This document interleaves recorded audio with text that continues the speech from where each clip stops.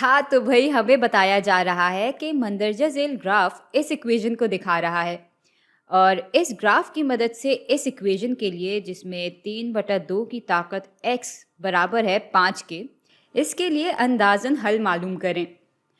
अच्छा, ऐसा करें कि इस सवाल को पहले आप खुद से हल करने की कोशिश करें।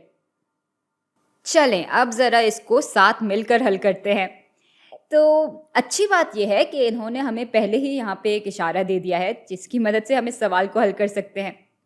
भई इन्होंने हमें इसका ग्राफ पहले से ही दे दिया है, तो शायद इसकी मदद लेकर हम अपनी इक्वेशन के लिए अंदाज़न हल मालूम कर सकते हैं। और यूँ अपने जवाब तक पहुँचने के लिए हम इक्वेशन के दोनों हिस्सों को अलग-अलग फ़ंक्शन के तौर पर लिखेंगे और इन फ़ंक्शंस का ग्राफ बना लेंगे और फिर जहाँ वो दोनों ग्राफ आपस में मिल रहे होंगे, वही नुक्ता इस इक्वेशन का अंदाज़न हल होगा। चलिए बातें बहुत हो गई, अब ज़रा काम करना शुरू करते हैं।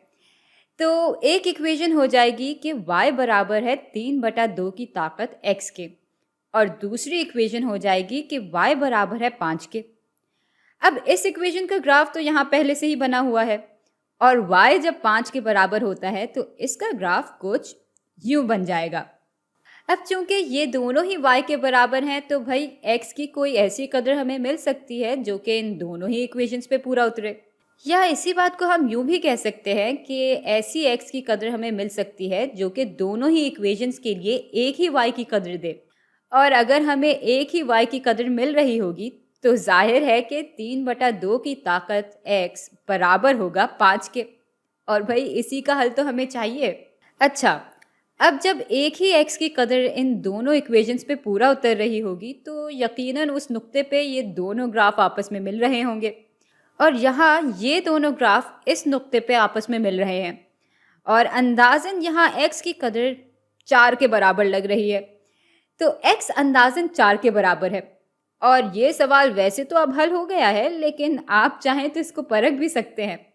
चलें देखते हैं कि ये कदर जब हम इस इक्वेशन में डालेंगे तो क्या इस इक्वेशन के दोनों हिस्से अंदाज़न बराबर आते हैं या नहीं। तो 3/2 की ताकत 4 को अंदाज़न 5 के बराबर होना चाहिए। 3 की ताकत जब 4 होती है तो वो बराबर होता है 81 के और 2 की ताकत जब 4 होती है तो वो बराबर हो जाता है 16 के और ये पूरी चीज़ बराबर होनी चाहिए 5 के। 81 को जब 16 से तकसीम करते हैं तो जवाब आता है 5.0625 और ये तकरीबन 5 के ही बराबर है। भाई हमारे लिए इतना काफ़ी है क्योंकि सवाल में हमसे पक्की पक्की नहीं बल्कि अंदाज़न कदर ही मालूम करने के लिए कहा गया था। चलें एक और इस किस्म का सवाल हल कर लेते हैं। तो यहाँ इस इक्वेशन का ग्राफ दिया हुआ है जिसमें y बराबर है x की ताकत 3 माइनस 2 ज़रब x की ताकत 2 माइनस x जमा 1 के, और हमसे कहा जा रहा है कि मंदरजा झेल सवालात के जवाब दें। पहला सवाल है कि इस इक्वेशन जिसमें x की ताकत 3 माइनस 2 ज़रब x की ताकत 2 माइनस x जमा 1 बराबर है -1 के, इसके कितने हल निकलते हैं। इस वीडियो को थोड़ी देर के लिए रोक कर इस सवाल के बारे में खुद सोचने की कोशिश करें। भाई अब जब हम इस इक्वेशन के हल के बारे में सोचते हैं तो हम इस पूरी चीज़ को दो मुख्तलिफ फंक्शंस की सूरत में तस्वुर कर सकते हैं। एक फंक्शन ये हो जाएगा जिसमें y बराबर होगा x की ताकत 3 माइनस 2 ज़रब x की ताकत 2 माइनस x जमा 1 के, और इसका ग्राफ यहाँ पे पहले ही मौजूद है। और दूसरा फंक्शन हो जाएगा कि y बराबर है -1 के, इसका ग्राफ यूं बन जाएगा।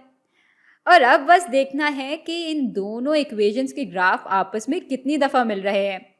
तो ये दोनों ग्राफ यहाँ, यहाँ और यहाँ मिल रहे हैं, यानी इस इक्वेशन के 3 हल निकलेंगे। अच्छा, अब पूछ रहे हैं कि इस इक्वेशन के कितने हल निकलेंगे, और यहाँ x की ताकत 3 माइनस 2 ज़रब x की ताकत 2 माइनस x जमा 1 बराबर है 2 के। भाई इस सवाल को भी हम यूं ही हल कर लेंगे। इस इक्वेशन को दो मुख्तलिफ फंक्शंस की सूरत में लिख लेते हैं। एक फंक्शन में y बराबर हो जाएगा इस पूरी चीज़ के,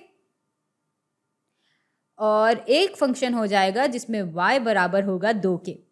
इसका ग्राफ बना हुआ है और y जब 2 के बराबर होता है तो इसका ग्राफ कुछ यूं बन जाएगा। अब चूंकि ये दोनों ग्राफ एक दूसरे से सिर्फ एक ही बार मिल रहे हैं, इसलिए इसका एक ही हल होगा।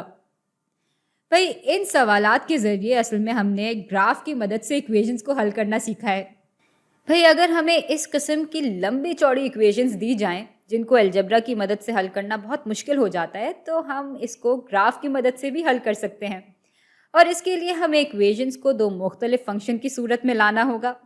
इक्वेशन के बाएं हिस्से को भी हम y के बराबर रख लेते हैं और दाएं हिस्से को भी y के बराबर रख लेते हैं। उसके बाद हम इन दोनों ही इक्वेशंस का ग्राफ बनाते हैं और जहां ये ग्राफ आपस में मिलते हैं, वो ही हमारी असल इक्वेशन का अंदाज़न हल होता है।